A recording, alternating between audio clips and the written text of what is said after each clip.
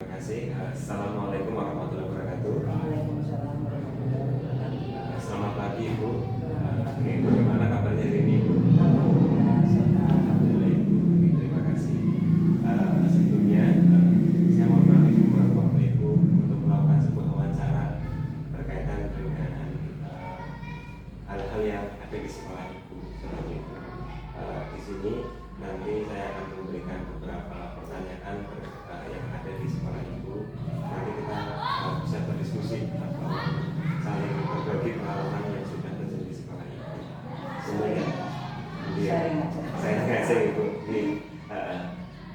Selama ini bagaimana Anda dapat mengidentifikasi kasus-kasus yang merupakan dilema etika atau rujukan moral Ibu? Identifikasi kasus-kasus yang ini berdasarkan kasus tersebut saya mengamati terjadinya dilema etika karena suatu permasalahan yang terjadi sama-sama benar. Tidak ada pelanggaran hukum yang ada, namun untuk mengidentifikasi antara dilema etika dan rujukan moral perlu dilihat dari kasus dan pilihan yang muncul. Luar biasa Ibu ya, seperti itu. Berarti tadi mengidentifikasi ya Bu berkaitan dengan dilema etika, kemudian rujukan moral yang ada, dan juga perlu melihat kasus dan pilihan yang muncul dalam kasus tersebut. Kemudian selama itu bagaimana Ibu menjalankan pengambilan keputusan di sekolah Anda, terutama untuk kasus-kasus di mana ada dua kepentingan yang sama-sama benar atau sama-sama mengandung nilai kebajikan. Untuk kebiasaan saya di sini itu dalam pengambilan keputusan itu saya tidak berani memutuskan sendiri. Saya itu biasanya konsultasi atau minta masukan kepada rekan-rekan guru yang ada. Jadi mengadakan sebuah kolaborasi ya Bu. Jadi kolaborasi dengan rekan-rekan guru yang ada di sekolah, baru nanti bisa mengambil keputusan yang sekiranya tepat dan sesuai dengan apa yang terjadi di lapangan seperti itu. Kemudian yang berikutnya lagi, langkah atau prosedur seperti apa yang biasa Anda lakukan selama ini? Ini untuk langkah-langkah atau prosedurnya itu biasanya yang pertama saya berpikir sejenak untuk mempelajari hal atau kasus tersebut. Yang kedua itu mengumpulkan rekan-rekan guru untuk rapat atau konsultasi untuk bermusyawarah bersama. Dan yang ketiga itu memutuskan masalah tersebut untuk mengambil keputusan. Itu yang saya lakukan. Terima kasih. Berarti ada 3 poin ya Bu ya. Berpikir sejenak, kemudian mengumpulkan rekan guru, dan juga memutuskan masalah yang sekiranya diambil hal yang terpenting yang sesuai dengan kasus yang ada di lapangan. Luar biasa Ibu. Terima kasih. Kemudian yang berikutnya lagi, hal-hal apa saja yang selama ini Anda anggap efektif dalam pengambilan keputusan pada kasus dilema etika? Ya, di sini hal yang saya anggap efektif dalam pengambilan keputusan kasus dilema etika ini, yang pertama itu hasil keputusan bersama, yang kedua tidak terburu-buru dalam mengambil keputusan, yang ketiga itu konsultasi dengan sesama KS atau pengawas di jajaran kami. Oke ya. Berarti tetap adanya kolaborasi ya, baik dengan sesama KS di jenjang dan juga dengan pengawas yang di lingkungan kita seperti itu. Terima kasih. Yang berikutnya lagi, hal-hal apa saja yang selama ini merupakan tantangan dalam pengambilan keputusan pada kasus dilema etika? Dalam pengambilan keputusan pada kasus dilema etika ini, yang pertama itu karena kurangnya dukungan orang tua. Yang kedua, kesadaran siswa akan pentingnya pendidikan itu sangat rendah. Yang ketiga, SDM orang tua yang rendah. Oke. Berarti ada 3 poin ya. Tadi saya menangkap kurangnya dukungan orang tua ya. Kemudian siswa kesadanannya masih sangat rendah atau cukup rendah. Kemudian SDM orang tua juga rendah. Itu mempengaruhi ketika kita dalam mengambil atau tantangan keputusan kasus yang berkaitan dengan dilema etika. Kemudian berikutnya lagi, apakah Ibu memiliki sebuah tata cara atau jadwal tertentu dalam sebuah penyelesaian kasus dilema etika? Apakah Anda langsung menyelesaikan di tempat atau memiliki sebuah jadwal untuk menyelesaikannya? Bentuk atau prosedur seperti apa yang Anda jalankan? Ini untuk pengambilan keputusan di sini untuk menyelesaikan masalah di sini biasanya tidak ada jadwal khusus. Jadi karena kasus-kasus seperti ini itu kita lakukan dengan konsultasi atau musyawarah dengan pihak-pihak yang terkait. Berarti tidak ada jalur khusus ya, jadi langsung diadakan konsultasi atau musyawarah dengan pihak yang terkait ya, jadi langsung kepada fokus masalah yang ada. Kemudian yang berbeda lagi, adakah seseorang atau faktor-faktor apa yang selama ini mempermudah atau membantu Anda dalam pengambilan keputusan dalam kasus-kasus dilema etika? Dalam faktor-faktor yang selama ini untuk mempermudah dan membantu saya itu dalam mengambil keputusan ini dalam kasus-kasus dilema etika, di sini Dewan Guru yang selama ini membantu di dalam proses penyelesaian pengambilan keputusan di dilema etika ini. Jadi punya dengan guru semua. Oke, dengan guru ya. Nanti kita kayak koordinasi diskusinya itu dengan guru di sekolah, karena guru yang biasanya bisa memberikan jawaban atau solusi yang ada dalam kasus yang di lapangannya Ibu ya, seperti itu. Kemudian yang terakhir Ibu di sini, dari semua hal yang telah disampaikan, pembelajaran apa yang dapat Ibu petik dari pengalaman Ibu mengambil keputusan dilema etika?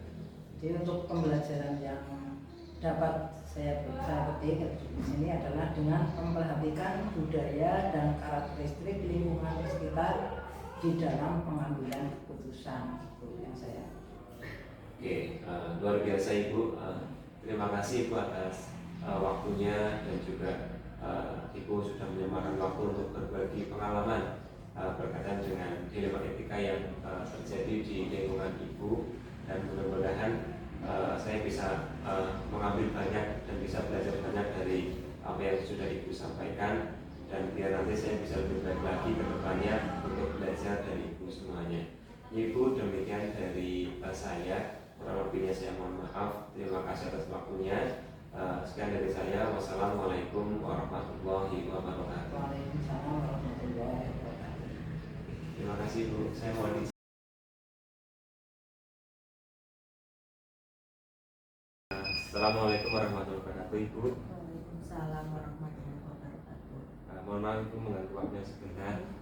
Di sini saya akan mengadakan sebuah wawancara berkaitan dengan pengambilan sebuah kasus atau memutuskan sebuah kasus dalam dilema etika Ibu, karena ini berkaitan dengan modul CGP untuk modul 3.1 berkaitan dengan kepemimpinan sekolah di sekolah, seperti itu. Kita mulai Ibu.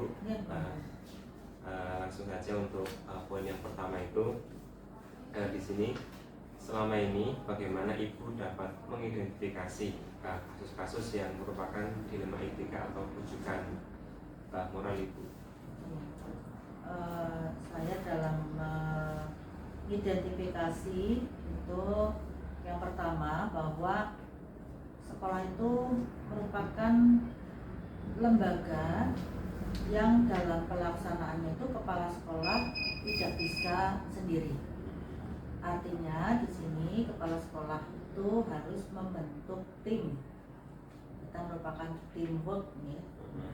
Nah, pada hal-hal tertentu mungkin di sini kita bisa memberikan kesempatan kepada Bapak Ibu guru, ini kaitannya dengan pemberdayaan dan memberdayakan SDM yang ada lah, intinya seperti itu. Nah, pada pelaksanaannya itulah nanti akan muncul hal-hal yang di sini bisa kita identifikasi.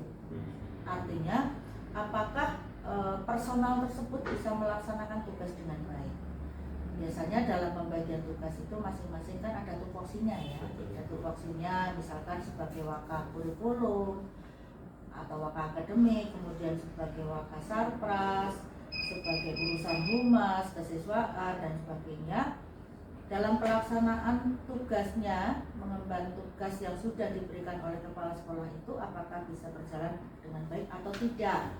Nah, seandainya ini tidak bisa berjalan dengan baik, maka disitulah kita bisa mengidentifikasi sebuah masalah atau katakanlah kasus yang tentu saja ini menjadi bahan pemikiran yang harus dipecahkan bersama. Kita telusuri apa yang menjadi kendala, seperti itu. Kemudian kita dekati juga atau kita komunikasikan dengan bapak atau ibu guru yang mendapat tugas tersebut, apa yang menjadi kesulitan bagi beliau, seperti itu. Sehingga di sini kepala sekolah atau pemimpin itu tidak langsung menjudge bahwa oh, Pak ini atau Bu ini tidak bisa bekerja, tidak seperti itu, karena kadang-kadang di lapangan itu banyak hal-hal yang mungkin merupakan tantangan bagi seperti itu. Oke, terima kasih Bu. Berarti berkaitan dengan identifikasi dilematika yang Bu tadi disampaikan bahwa dalam melaksanakan sebuah tugas itu kita tetap ada teamwork ya Bu ya. Iya, berkaitan dengan kita harus ada tim yang sekiranya nanti bisa saling membagi tugas dengan sedemikian rupa. Kemudian nanti ketika dalam pelaksanaan itu sekiranya kok ada hambatan, nah tetap ada sebuah diskusi bagaimana cara mengambil atau menindaklanjuti hal tersebut supaya tidak terjadi hal-hal yang tidak diinginkan. Berarti nanti tadi ada tahap identifikasi ya Bu ya, seperti itu. Terima kasih. Lanjut Ibu yang kedua ya Bu ya. Selama ini bagaimana Ibu menjalankan pengambilan keputusan di sekolah Ibu, terutama untuk kasus-kasus di mana ada dua kepentingan yang sama-sama benar atau sama-sama mengandung nilai kebajikan. Berarti sama-sama benar Ibu, terus sama-sama baik untuk dilaksanakan. Terus bagaimana kita mengambil keputusan. betul seperti itu. Iya, baik Mas. Ini saya rasakan ketika kita mau mengambil keputusan 5 hari sekolah, di mana pelaksanaan pada jam belajar itu semakin bertambah. Artinya anak yang tadinya pulangnya mungkin jam 1 lebih ya Mas ya, setelah 5 hari sekolah itu sampai hampir jam 3, jam 2 lebih, seperti itu. Nah, ini tentu saja menjadi dilema sebenarnya, dilema yang semuanya penting. Artinya kalau kita tidak mengambil 5 hari sekolah, ini juga kurikulum yang ada itu kan nanti tidak bisa semuanya tuntas terlaksana, seperti itu. Kemudian kalau kita mengambil 6 hari gitu ya, maaf saya ulangi, kalau kita mengambil 5 hari sekolah ya, 5 hari sekolah itu memang kurikulum lebih ini ya, pembelajaran lebih tuntas, tetapi kelemahannya mungkin di situ ada kendala yang dihadapi orang tua atau masalah yang dihadapi orang tua. Anak-anak itu kehilangan waktu untuk mengaji, karena pendidikan agama kan biasanya setelah pulang sekolah itu anak-anak sebagian kan ke TPQ ya Mas ya, ngaji seperti itu. Nah, sementara kalau kita mengambil 6 hari itu yang jelas waktu pulangnya lebih awal gitu. Kemudian di sini memang kalau untuk ekstrakurikuler itu lebih panjang waktunya. Juga anak bisa ngaji di rumah. Tetapi juga waktu yang sempit ini kita kurang leluasa dalam memberikan materi atau pembelajaran, sehingga dua-duanya penting. Artinya kalau kita ambil 5 hari juga penting, tapi juga ada kelemahannya. Anak ini nanti takutnya tidak ngaji. Kalau kita ambil 6 hari juga waktunya lebih panjang, dan itu panjang dalam arti sekolahnya, tetapi waktu pembelajarannya itu terbatas sampai hanya jam 1, sehingga saya memutuskan penyelesaian supaya dua-duanya bisa berjalan. Artinya anak-anak juga tetap mendapatkan pendidikan agama, tidak kehilangan waktu untuk ngaji gitu. Jadi kita menerapkan 5 hari sekolah, tetapi kita bekerja sama dengan pondok untuk melaksanakan madrasah diniyah. Jadi anak-anak pendidikan formalnya tetap berjalan, bisa berjalan, kemudian pendidikan agamanya juga anak tidak ditinggalkan, artinya tetap mendapat haknya, seperti itu. Tadi berkaitan dengan bagaimana kasus atau hal yang berkaitan dengan Iya. 5 hari sekolah ya Bu ya. Iya, Tadi kesimpulannya bekerjasama dengan pihak luar iya, untuk mengadakan tadi Madin ya, iya, Madin ya. iya, Berarti adanya kolaborasi ya, baik Iya, dengan iya, pihak betul. luar, baik dengan pihak rekan di sekolah Iya. juga ya, berarti sudah sesuai adanya Iya. kolaborasi dan juga diskusi dalam memutuskan suatu tindakan. iya. Itu yang kasus dengan masalah pembelajaran ya Mas. Kemudian masalah dengan tenaga guru, tenaga pendidikan. Sama seperti tenaga pendidikan di sekolah kita kan belum terpenuhi 100% nih, Mas. Betul. Nah, sementara untuk tenaga guru sekarang itu kita memang kalau mendapatkan dari pemerintah itu kan susah, artinya tidak mesti mendapatkan sesuai dengan kebutuhan. Sehingga di sini kita mengambil solusi karena pembelajaran tetap harus berjalan, kemudian kita tidak melanggar regulasi pemerintah, kan di dalam regulasi tidak merekrut tenaga honorer seperti itu. Hanya kita mengambil solusi dengan meminta kerjasama dengan orang tua melalui komite untuk merekrut tenaga guru yang dibutuhkan di sekolah kita untuk memberikan materi atau pembelajaran sesuai dengan kebutuhan pelajaran apa yang masih kurang.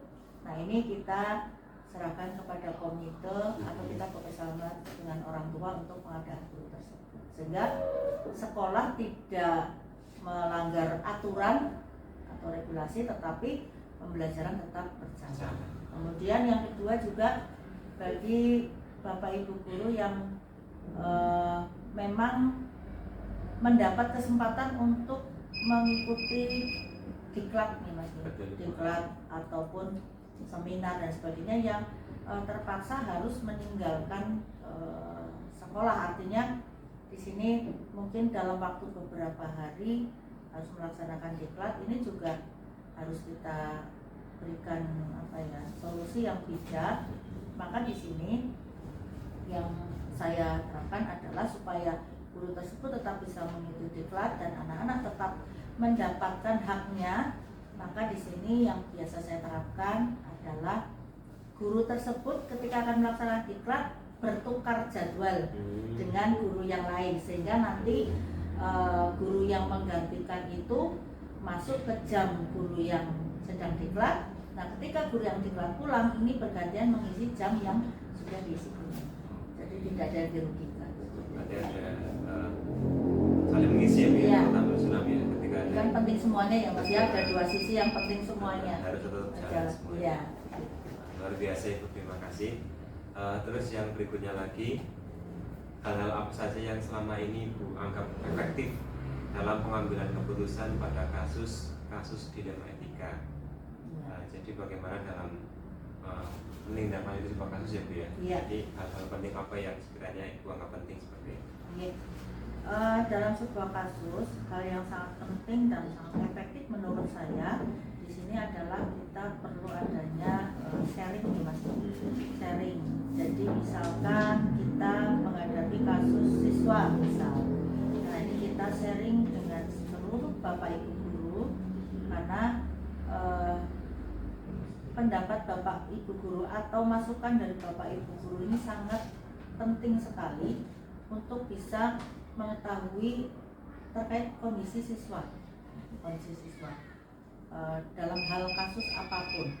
Nah, setelah kita mengadakan sharing dengan Bapak Ibu guru, kemudian kita membentuk tim ya Mas ya, membentuk tim. Nanti tim inilah yang nantinya diharapkan bisa menyelesaikan masalah tersebut. Tentu saja dengan tim ini harapannya tidak hanya pengambilan keputusan itu tidak hanya oleh satu pihak, tetapi di sini kita melibatkan beberapa unsur nih. Dan kalau seandainya diperlukan, itu tidak hanya melibatkan guru Mas, tapi juga melibatkan orang tua atau komunitas, sehingga harapannya kasus tersebut bisa selesai dengan semuanya tidak ada yang dirugikan. Betul Ibu. Berarti ada sharing dulu ya dengan seluruh rekan guru di sekolah. Terus nanti juga ada pembentukan tim dalam pelaksanaan sebuah keputusan. Dan juga nanti setelah itu tetap melibatkan baik dari unsur orang tua ya ataupun unsur dari komite dalam memutuskan sebuah kasus yang seperti itu. Terus berikutnya lagi, hal-hal apa saja yang selama ini merupakan tantangan dalam pengambilan keputusan pada kasus-kasus dilema etika? Ya, terima kasih Mas Win. Ini mungkin juga merupakan tantangan bagi semua sekolah menurut saya. Dengan adanya sistem zonasi lah Mas. Sistem zonasi ini kan karena kita tidak menyeleksi siswa dari awal pendaftaran, sehingga zonasi dasarnya hanya jarak nih. Jadi siapapun bisa masuk ke sekolah itu. Nah, otomatis di sini yang menjadi tantangan yang pertama adalah SDM yang berbeda-beda, terutama untuk orang tua siswa. Sehingga di sini dalam pelaksanaan pembelajaran itu kadang-kadang terkait dengan aturan atau tata tertib sekolah, ini kadang-kadang kita betul-betul perlu pendekatan dan banyak sering melakukan sosialisasi dengan orang tua karena kekurang pemahaman mereka, sehingga seolah-olah ini kesannya kurang mendukung gitu Mas, kurang mendukung apa yang menjadi tata tertib atau program sekolah. Nah, ini yang menurut saya sangat penting sekolah memberikan gambaran atau sosialisasi, bahkan mungkin pendekatan kepada orang-orang tertentu ya Mas ya, untuk bisa menerima program sekolah lah, tata tertib sekolah. Kemudian yang kedua, selain orang tua siswa juga ini terkait dengan kurikulum ya Mas ya. Kurikulum juga, kurikulum Merdeka khususnya ini masih sebagian juga guru-guru yang pemahamannya karena memang ketidaktahuannya atau mungkin belum seutuhnya bisa atau menerima tentang kurikulum Merdeka ya Mas ya, sosialisasi tentang kurikulum Merdeka, sehingga ada pemahaman-pemahaman yang kadang-kadang masih belum pas seperti itu. Ini juga menurut saya perlu untuk diluruskan, ini juga menjadi kendala kita Mas untuk melaksanakan implementasi kurikulum Merdeka yang seutuhnya. Misalkan terkait dengan KKM, kemudian masih ada pemahaman pokoknya perlu adanya ujian nasional untuk menentukan nilai seperti itu. Sama seperti orang tua juga masih menuntut ranking misalkan, itu perlu kita perlu kita luruskan, dan ini menjadi tantangan untuk kita Mas, menjadi kendala. Tapi ya memang harus melalui proses salah satunya itu supaya semuanya bisa memiliki mindset yang sama. Terima kasih Bu, berarti tadi menangkap ya tantangannya berkaitan dengan zonasi ya, zonasi dalam PPDB, kemudian SDM-nya itu kan heterogen, terus kita mengadakan sebuah sosialisasi ya kepada orang tua berkaitan pemahaman tersebut, dan juga kurikulum Merdeka tadi guru-guru pemahamannya masih belum sepenuhnya atau seutuhnya, sebagian masih ada yang belum, dan juga orang tua masih berpikiran dengan KKM, padahal kita sudah ada KKTP ya Bu ya, UN, dan juga masih ingin ada ranking, padahal di Merdeka itu tidak ada rankingan seperti itu. Terus yang berikutnya lagi, apakah Ibu memiliki sebuah tata kala atau jadwal tertentu dalam sebuah penyelesaian kasus dilema etika? Apakah Anda langsung menyelesaikan di tempat atau memiliki sebuah jadwal untuk menyelesaikannya? Bentuk atau prosedur seperti apa yang Anda jalankan? Kalau penyelesaian sebuah kasus ini, kalau saya ya Mas ya, disesuaikan dengan kasus yang ada.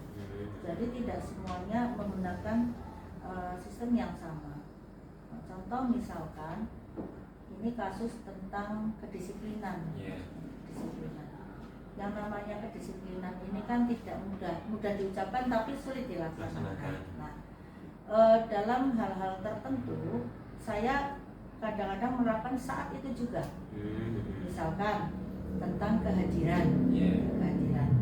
Maka ketika ada beberapa guru yang belum hadir, terutama dalam pendampingan literasi, saya akan memberitahukan atau langsung menyampaikan informasi melalui grup sekolah.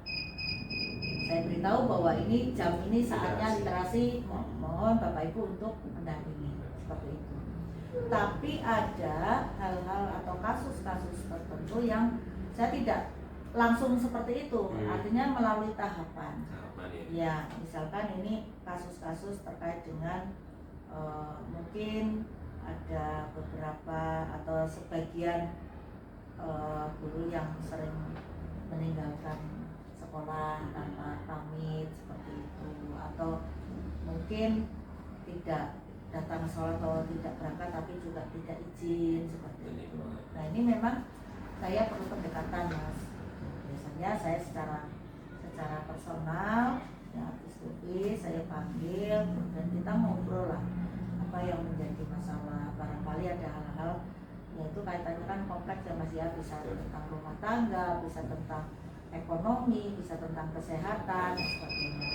Kenapa ini saya lakukan? Karena kita perlu tahu apa yang menjadi kendala atau masalah yang sebenarnya, supaya kita tidak salah menjudge guru tersebut. Jangan sampai saya selaku pimpinan di sini langsung menyalahkan guru bahwa guru ini salah, kenapa kenapa berangkatnya kok misalkan telat terus.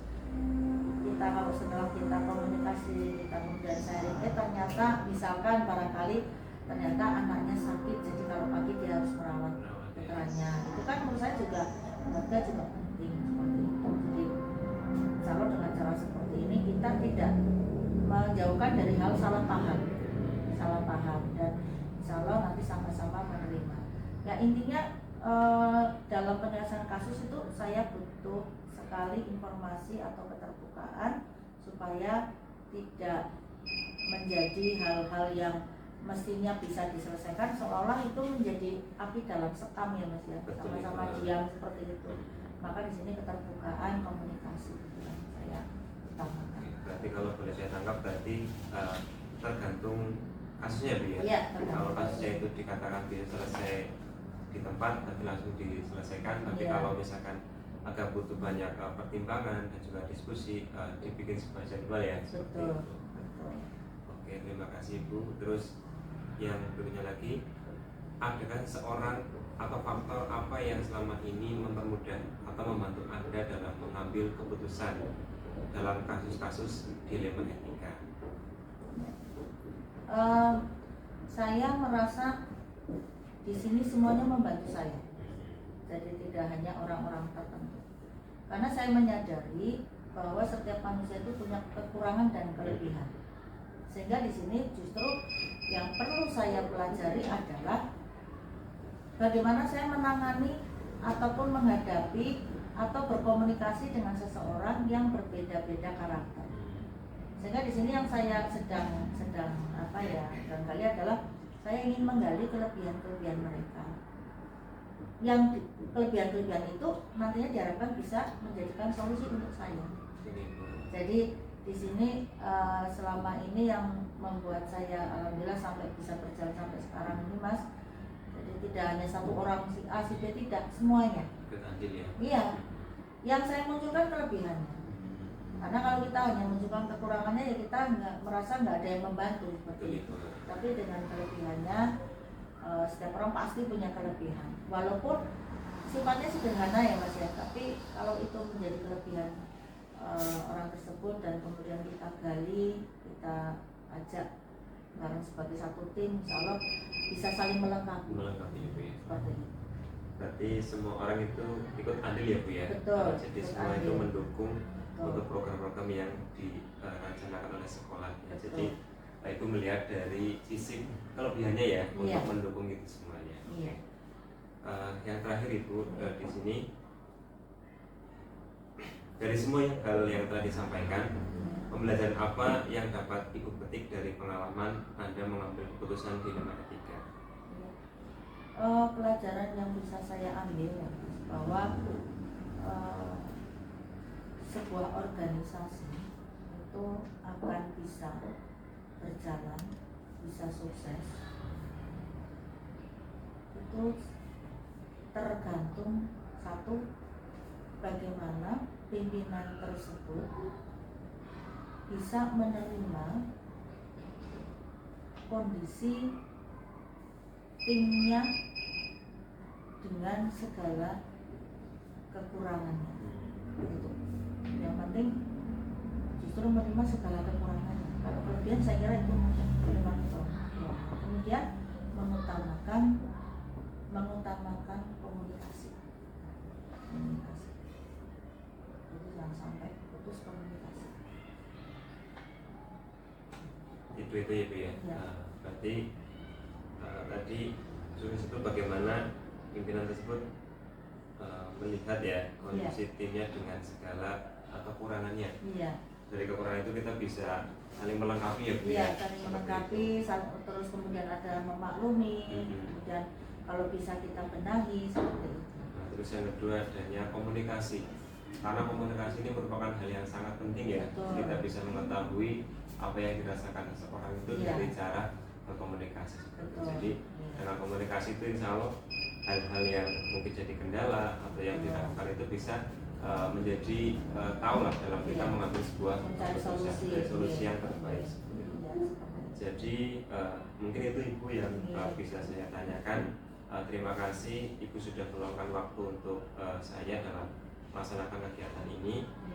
Semoga nanti saya bisa banyak mengambil pelajaran yang saya dapatkan tadi dengan Ibu dan bisa menerapkan dengan baik di kehidupan kita, di instansi kita dan di mana saja untuk menjadi lebih baik lagi.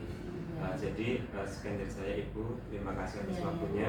Saya mohon izin pamit Ibu. Sekian dari saya. Wassalamualaikum warahmatullahi wabarakatuh. Waalaikumsalam warahmatullahi wabarakatuh.